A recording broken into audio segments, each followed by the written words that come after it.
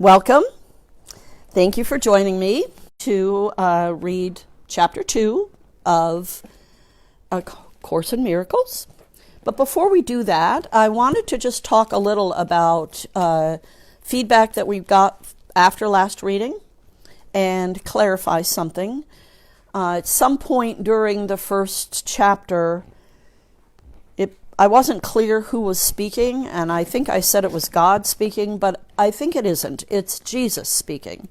And I think as we're going through this, if we realize that although it's never explicitly stated, it does appear that it is Jesus speaking through the woman Helen as a channel. So the other feedback is that there were some people here live in the room with me after we finished.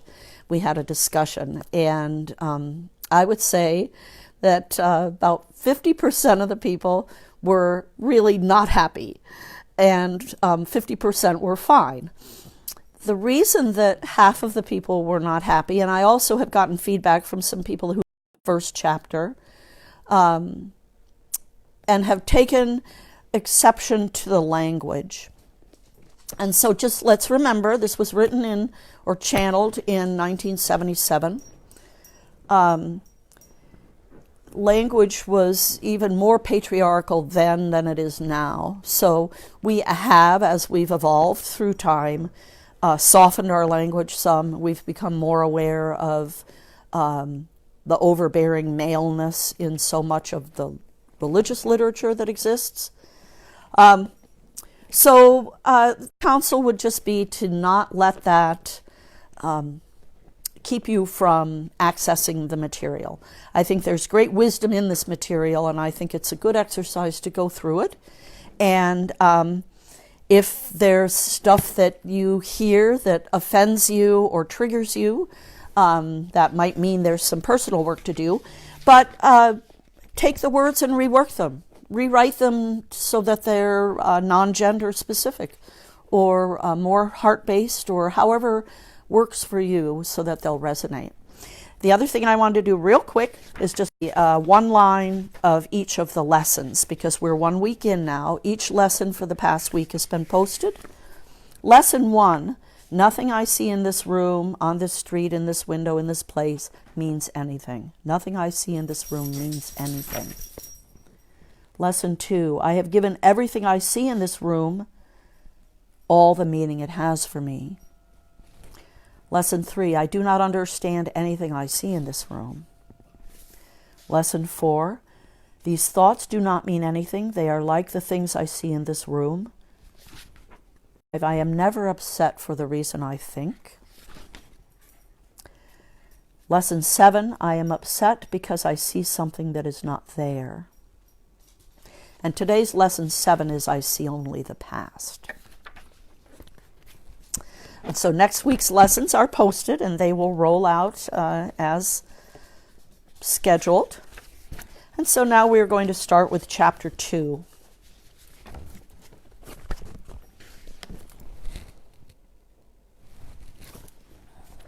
Chapter 2 of A Course in Miracles, the separation and the atonement. The origins of separation. To extend is a fundamental aspect of God, which he gave to his Son. In the creation, God extended himself to his creations and imbued them with the same loving will to create. You have not only been fully created, but have also been created perfect. There is no emptiness in you. Because of your likeness to your Creator, you are creative. No child of God can lose this ability because it is inherent in what he is, but he can use it inappropriately by projecting. The inappropriate use of extension or projection occurs when you believe that some emptiness or lack exists in you, and that you can fill it with your own ideas instead of truth. This process involves the following steps. First, you believe that what God created can be changed by your own mind. Second, you perfect can be rendered imperfect or lacking.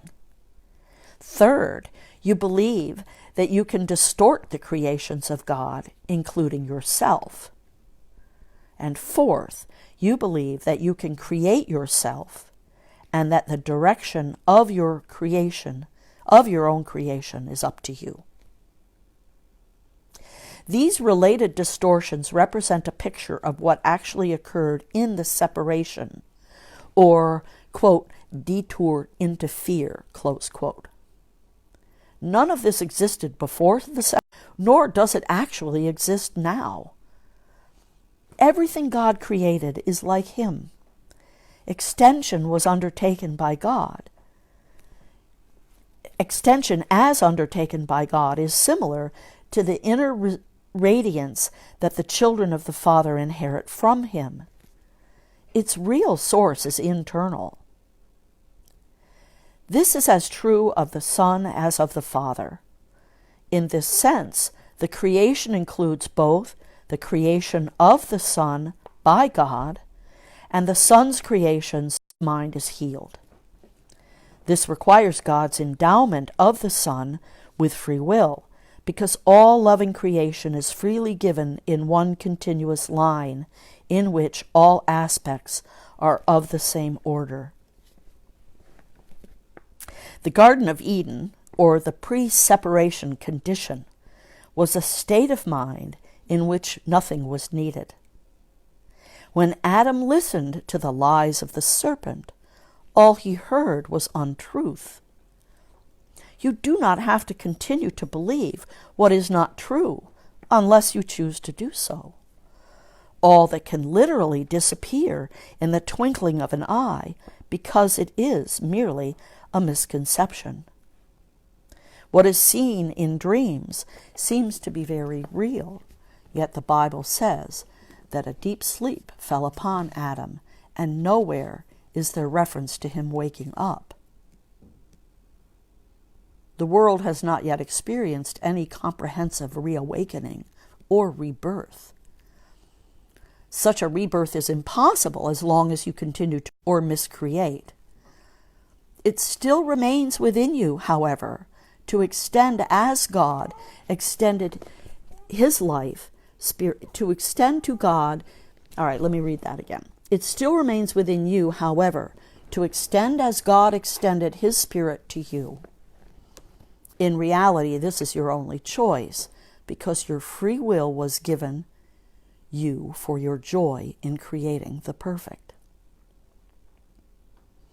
All fear is ultimately reducible to the basic misconception that you have the ability to usurp the power of God. Of course, you can neither can nor have been able to do this. Here is the real basis for your escape from fear. The escape is brought about by your acceptance of the atonement, which enables you to realize that your errors never really occurred. Only after the deep sleep fell upon Adam could he experience nightmares. If a light is suddenly turned on while someone is dreaming, a fearful dream, he may initially interpret the light itself as a part of his dream and be afraid of it. However, when he awakens, the light is correctly perceived as the release from the dream, which is then no longer accorded reality. This release does not depend on illusions. The knowledge that illuminates not only sets you free, but also shows you clearly that you are free.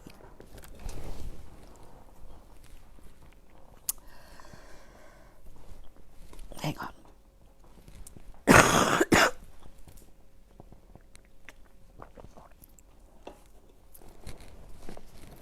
Whatever lies you may believe are of no concern to the miracle, which can heal any of them with equal ease.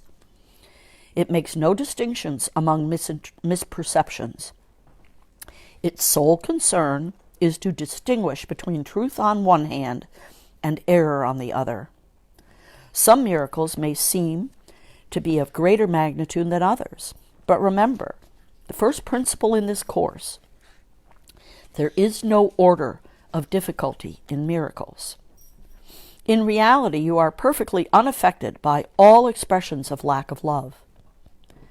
These can be from yourself and others, from yourself to others, or from others to you. Peace is an attribute in you. You cannot find it outside. Illness is some form of external searching. Health is inner peace.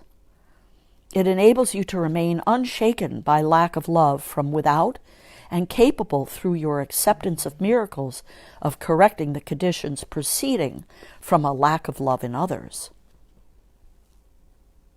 Atonement as defense. You can do anything I ask. I have asked you to perform miracles and have made it clear that miracles are natural, corrective, healing, and universal. There is nothing they cannot do, but they cannot be performed in the spirit of doubt or fear. When you are afraid, anything you are acknowledging, when you are afraid of anything, you are acknowledging its power to hurt you. Remember that where your heart is, there is your treasure also. You believe in what you value. If you are afraid, you will inevitably value wrongly, and by endowing all thoughts, will inevitably destroy peace. That is why the Bible speaks of the peace of God, which passeth understanding. This peace is totally incapable of being shaken by errors of any kind. It denies the ability of anything, not of God, to affect you. This is the proper use of denial. It is not used to hide anything, but to correct error. It brings all error into light, and since error and darkness are the same, true denial is a powerful protective device. You can and should deny any belief that error can hurt you. This kind of denial is not a concealment, but a correction. Your mind depends on it. Denial of error is a strong defense of truth, but denial of truth results in miscreation, the projections of the ego. In the service of the right mind, the denial of error sees the mind and the freedom of the will. When the will is really free, it cannot miscreate because it recognizes only truth. You can defend truth as well as error. The means are easier to understand after the value of the goal is firmly established. It is a question of what it is for. Everyone defends his treasure and will do so automatically. The real questions are, what do you treasure? Do you treasure it? Once you have learned to consider these questions and to bring them into all your actions, you will have little difficulty in clarifying the means. The means are available whenever you ask. You can, however, save time if you do not protract this step unduly. The correct focus will shorten it immeasurably. The atonement is the only defense that cannot be used destructively, the device you made. The atonement principle was in effect long before the atonement began. The principle was love, and the atonement was an act of love. Acts are not necessary before the separation. Acts were not necessary before the separation, because belief in space and time did not exist. It was only after the separation that the atonement and the conditions necessary for its fulfillment were planned. Then a defense so splendid was needed that it could not be missed, although it could be refused. Refusal could not, however, turn it into a weapon of attack, which is the inherent characteristic of the other defenses. The atonement thus becomes the only defense that is not a two-edged sword. It can only heal. The atonement was built into the space-time belief to set a limit on the need for the belief itself, and ultimately to make learning complete. The atonement is the final lesson. Learning itself, like the classrooms in which it occupies, is temporary. The ability to learn has no value when change is no longer necessary. The essentially creative have nothing to learn. You can learn to improve your perceptions and can become a better and better learner. This will bring you into closer and closer accord with the sonship. But the sonship itself is a perfect creation, and perfection is not a matter of degree. Only while there is a belief in differences is learning meaningful. Evolution is a process in which you seem to proceed from one degree to the next. You correct your previous missteps by stepping forward. This process is actually incomprehensible in temporal terms because you return as you go forward. The atonement is the device by which you can free yourself from the past as you go ahead. It undoes your past errors, unnecessary for you to keep retracing your steps without advancing to your return. In this sense, the atonement saves time, but like the miracle it serves, does not abolish it. As long as there is need for atonement, there is need for time. But the atonement is a completed plan as a unique relationship to time. Until the atonement is complete, its various phases will proceed in time. But the whole atonement stands at time's end. At that point, the bridge of return has been built. The atonement is a total commitment. You may still think this is associated with loss, a mistake all the separated sons of God make in one way or another. It is hard to believe a defense that cannot attack is the best defense. This is what is meant by, quote, the meek shall inherit the earth, close quote. They will literally take it over because of their strength. And two-way defense is inherently weak precisely because it has two edges and can be turned against you very unexpectedly. This possibility cannot be controlled except by miracles. The miracle turns the defense of atonement to your real protection. And as you become more and more secure, you assume your natural talent of protecting others, knowing yourself as both a brother and a son.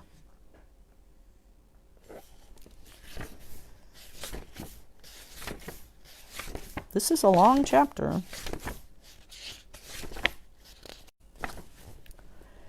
The altar of God. The atonement can be accepted within you only by releasing of the inner light. Since the separation, defenses have been used almost entirely to defend against the atonement and thus maintain the separation. This is generally seen as a need to protect the body. The many body fantasies in which minds agree arise from the distorted belief that the body can be used. Its true holiness lies at the inner altar around which the structure was built. The emphasis on beautiful structures is a sign of the fear of atonement and an unwillingness to reach the altar itself.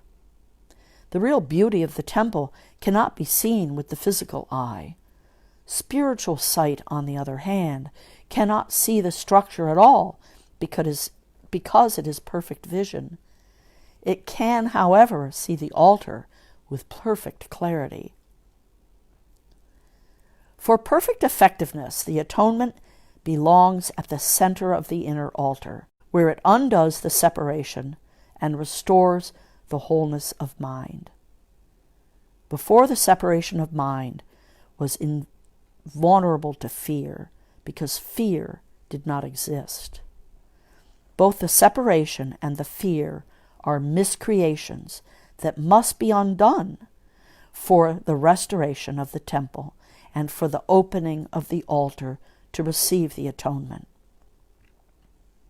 This leads the separation by placing within you the one effective defense against all separation, making you perfectly invulnerable. The acceptance of the atonement by everyone is only a matter of time.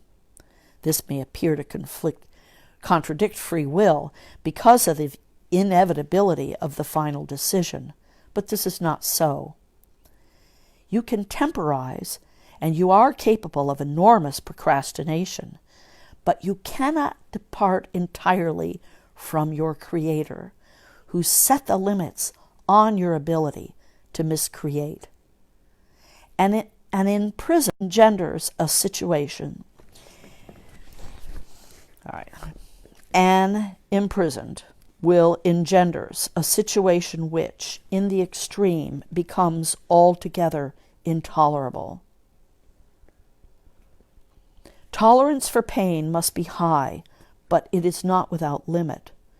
Eventually, everyone begins to recognize, however dimly, that there must be a better way.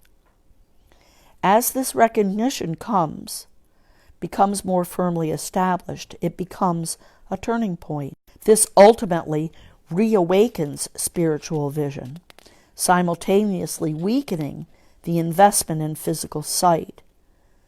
The alternating investment in the two levels of perception is usually experienced as conflict, which can become very acute.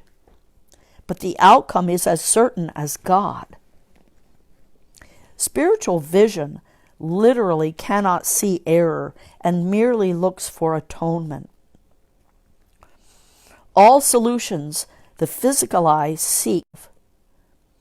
Spiritual vision looks within and recognizes immediately that the altar has been defiled and needs to be repaired and protected. Perfectly aware of the right defense, it passes over all others, looking past error to truth. Because of the strength of its vision, it brings the mind into service. This reestablishes the power of the mind and makes it increasingly unable to tolerate delay, realizing that it only adds unnecessary pain. As a result, the mind becomes increasingly sensitive to what would once have regarded as very minor intrusions of comfort. The children of God are entitled to the perfect comfort that comes from perfect trust. Until they achieve this, they waste themselves and their true creative powers on useless attempts to make themselves more comfortable by inappropriate means. But the real means are already provided and do not involve any effort at all on their part. The atonement is the only gift that is worthy of being offered at the altar of God, because of the value of the altar itself. It was created perfect and is entirely worth of receiving perfection. God and his creations are completely dependent upon each other. He depends on them because he created them perfect. He gave them his peace so they could not be shaken and could not be deceived. Whenever you are afraid, you are deceived, and your mind cannot serve the Holy Spirit. This starves you by denying you your daily bread.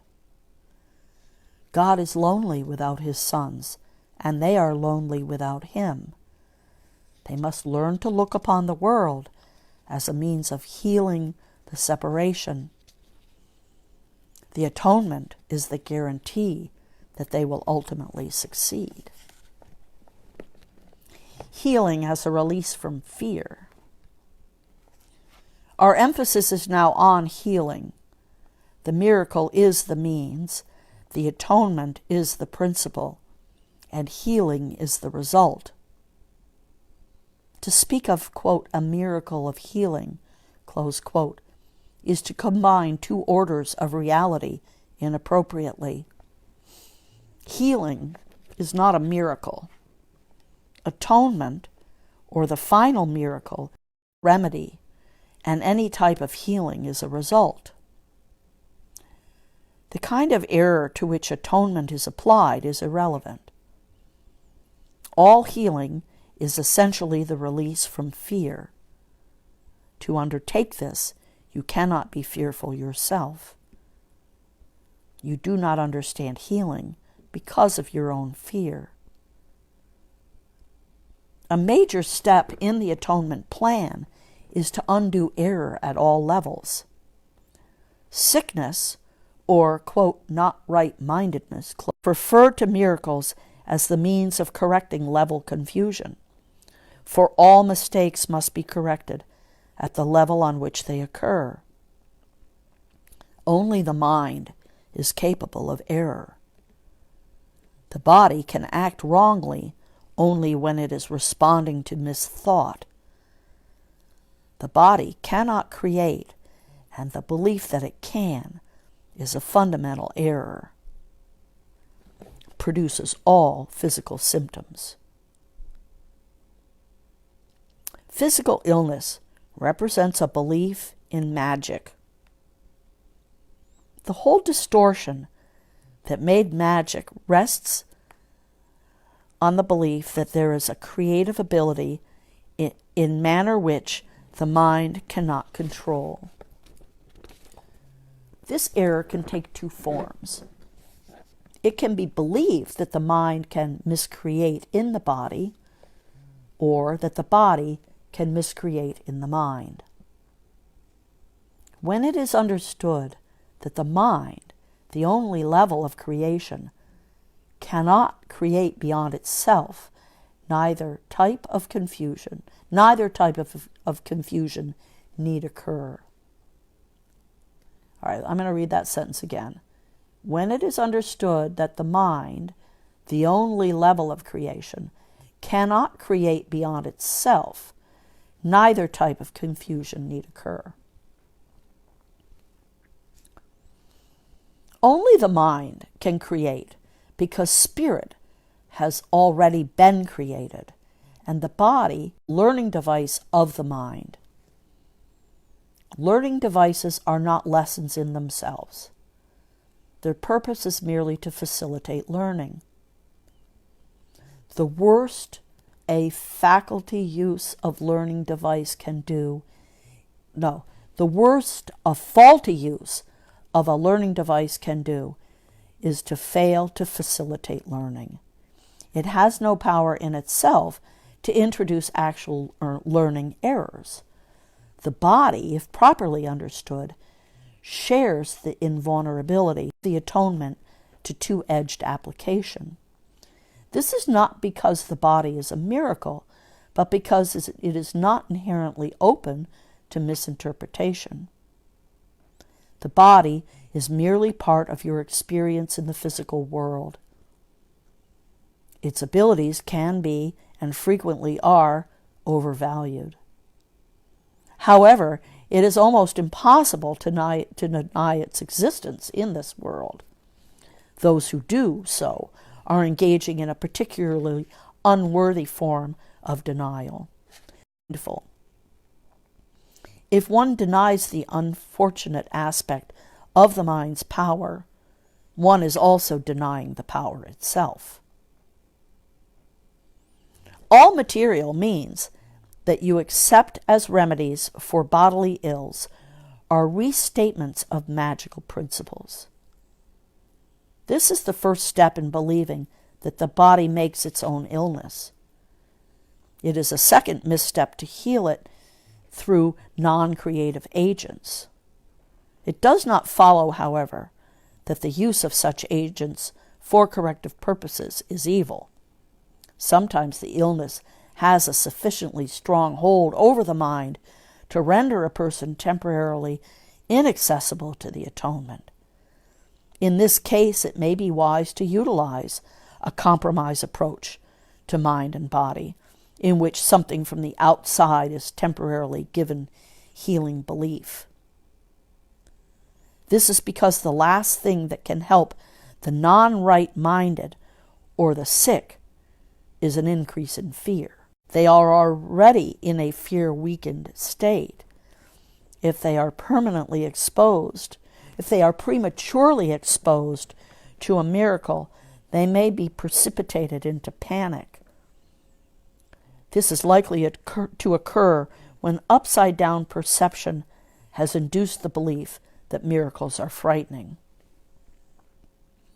The value of the atonement does not lie in the manner in which it is expressed. In fact, if it is truly used truly, it will inevitably be expressed in whatever way. This means that a miracle, to attain its full efficacy, must be expressed in a language that the recipient can understand without fear. This does not necessarily mean that this is the highest level of communication of which he is capable. It does mean, however, that it is the highest level of communication of which he is capable now. The whole aim of the miracle is to raise the level of communication, not to lower it by increasing fear. The function of the miracle worker. Before miracle workers are ready to undertake their function in this world, it is essential that they fully understand the fear of release. Otherwise, they may unwittingly foster the belief that release is imprisonment, a belief that is already very prevalent. This misconception arises in turn from the belief that harm can be limited to the body. That is because of the underlying mind can hurt itself.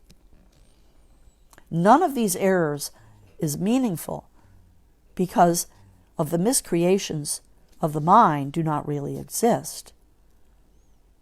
This recognition is far better protective device than any form of level confusion because it introduces correction at the level of the error. It is essential to remember that only the mind can create, and that correction belongs at the thought level. To amplify an earlier state, spirit is already perfect and therefore does not require correction. The body does not exist except as a learning device for the mind. This learning device is not subject to errors of its own because it cannot create. It is obvious then that inducing the mind to give up its miscreations is the only application of creative ability that is truly meaningful. Magic is the mindless or the miscreative use. Physical medications are forms of spells, but if you are afraid to use the mind to heal, you should not attempt to do so. The very fact that you are afraid makes your mind vulnerable to miscreation. You are therefore likely to misunderstand any healing that might occur, and because egocentricity and fear usually occur together, you may be unable to accept the real source of the healing. Under these conditions, it is safer for temporarily on physical healing devices, because you cannot misperceive them as your own creations. As long as your sense of vulnerability persists, you should not attempt to perform miracles. I have already said that miracles are expressions of miracle-mindedness, and miracle-mindedness means right-mindedness. The right-minded neither exalt nor deprecate the mind of the miracle worker. However, as a correction, the miracle need not await the right-mindedness of the receiver. In fact, its purpose is to restore him to his right mind. It is essential, however, that the miracle worker be in his right mind, however briefly, or he will be unable to reestablish right-mindedness in someone else. The healer who relies on his own readiness is endangering his understanding. You are perfectly safe as long as you are completely unconcerned about your readiness, but maintain a consistent trust in mine. If your miracle-working inclinations are not functioning properly, it is always because fear has intruded into your right-mindedness and turned it upside down. All forms of not right-mindedness are the result of refusal to accept the atonement for yourself. If you do accept, right-mindedness is healing. The sole responsibility of the miracle worker is to accept the atonement for himself. This means you recognize that mind is the only creative level and that its errors are healed by the atonement. Once you accept this, your mind can only heal. By denying your mind any destructive potential and purely constructive powers, you place yourself in a position to undo the level confusion of others. The message you then give to them is the truth that their minds are similarly constructive and their miscreations cannot hurt them. By affirming this, you release the mind from overvaluing its own learning device and restore the mind to its true position as the learner. It should be emphasized again that the body does not learn any more than it creates. As a learning device, it merely follows the learner. But if it is falsely endowed with self-initiative, it becomes a serious obstruction to the very learning it should facilitate. Only the mind is capable of illumination. Spirit is already illuminated, and the body itself is too dense. The mind, however, can bring its illumination to the body by recognizing that it is not the learner and is therefore unamenable to learning. The body is, however, easily brought into alignment with the mind that has learned to look beyond toward the light. Corrective learning always begins with the awakening of spirit and the turning away from the belief in physical sight. This often entails fear because you are afraid of what your spiritual sight will show you. I have said before that the Holy Spirit cannot see error and is capable only of looking beyond it to the defense of atonement. There is no doubt that this may produce discomfort, yet the discomfort is not the physical outcome of perception. When the Holy Spirit is permitted to look upon the defilement of the altar, he also looks immediately toward the atonement. Nothing he perceives can induce fear. Everything that results from spiritual awareness is merely channeled toward connection. Discomfort is aroused only to bring the need for correction into awareness. The fear of healing arises in the end from an unwillingness to accept unequivocally that healing is necessary. What the physical eye sees is not corrective, nor can error be corrected by any device that can be seen physically. As long as you believe in what your physical sight tells you, your attempts at correction will be misdirected. The real vision is obscured because you cannot endure to see your own defiled altar. But since the altar has been defiled, your state becomes doubly dangerous unless it is perceived. It is an ability that developed after the separation, before which it was unnecessary. Like all aspects of the belief in space and time, it is temporary. However, as long as time exists, as long as time persists, healing is needed as a means of protection. This is because healing rests on charity, and charity is a way of perceiving the perfection of another, even if you cannot perceive it in yourself. Most of your concepts of which you are capable now are time-dependent. Charity is really a weaker reflection of a much more powerful love encompassment that is far beyond any form of charity you can conceive of as yet. Charity is essential to right-mindedness in the limited sense in which it can now be attained.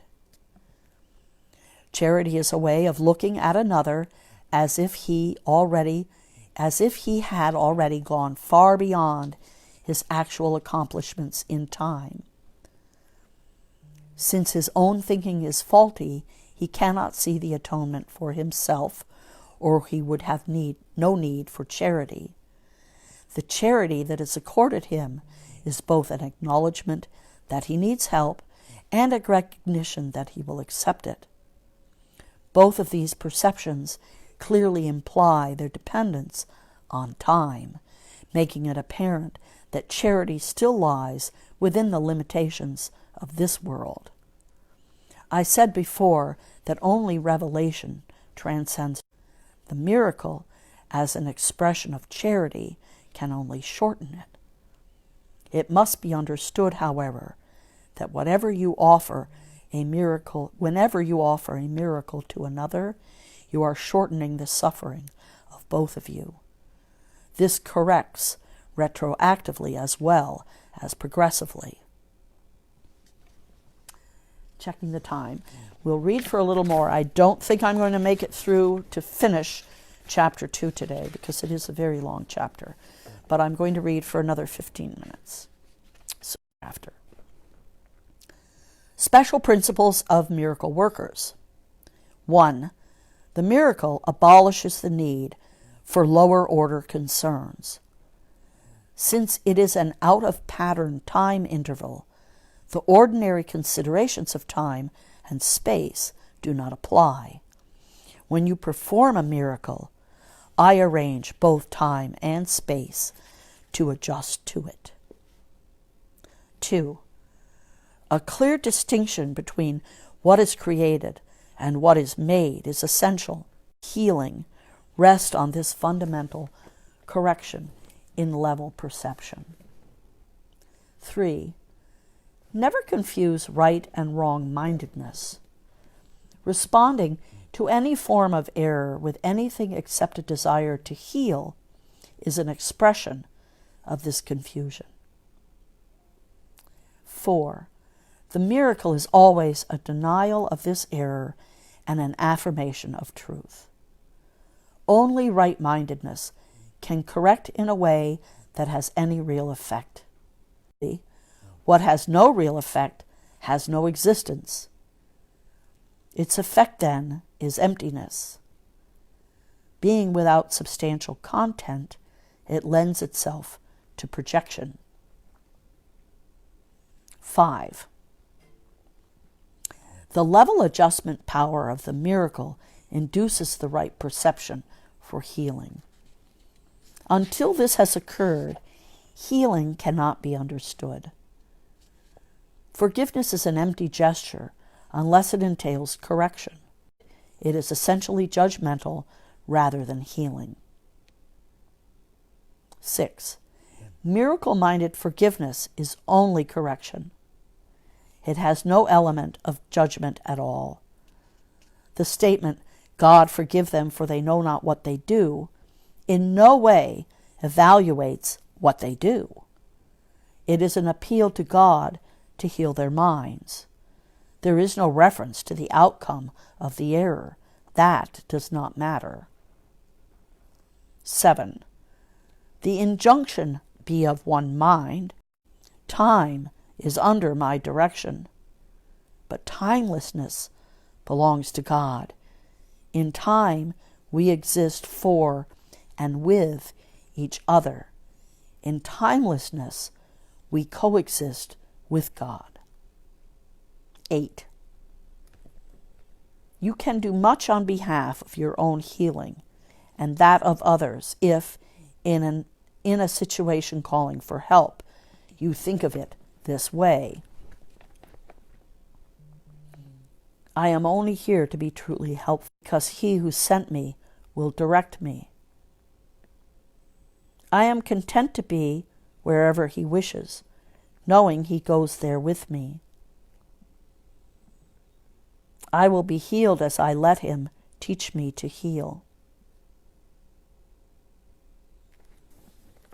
Fear and conflict. Being afraid seems to be involuntary, something beyond your own control. Yet I have said already that only constructive acts should be. My control can take over everything that does not matter, while my guidance can direct everything that does, if you so choose. Fear cannot be controlled by me, but it can be self-controlled. Fear prevents me giving you my control. The presence of fear shows that you have raised body thoughts to the level of the mind. This removes them from my control and makes you personally responsible for them. This is an obvious confusion of levels. I do not foster level confusion, but you must choose to correct it. You would not excuse insane behavior on your part by saying you could not help it. Why should you condone insane thinking? There is a confusion here that you would do well to look at clearly. You may believe that you are responsible for what you do, but not for what you think. The truth is that you are responsible for what you think, because it is only at this level that you can exercise choice. What you do comes from what you think. You cannot separate yourself from the truth by giving autonomy to behavior. This is controlled by me automatically as soon as you place what you think under my guidance. Whenever you are afraid, it is a sure sign that you have miscreate and have not allowed me to guide it. It is pointless to believe that controlling the outcome of misthought can result in healing. When you are fearful, you have chosen wrongly. That is why you feel responsible for it. You can change your mind, but not your behavior, and this is a matter of willingness. You do not need guidance except at the mind level. Correction belongs to change is possible. Change does not mean anything at the symptom level where it cannot work. The correction of fear is your responsibility. When you ask for release from fear, you are implying that it is not. You should ask instead for help in the conditions that have brought the fear about. These conditions always entail a willingness to be separate. At that level, you can help it. You are much too tolerant of mind wandering and are passively condoning your mind's miscreations. That particular result does not matter, but the fundamental error does.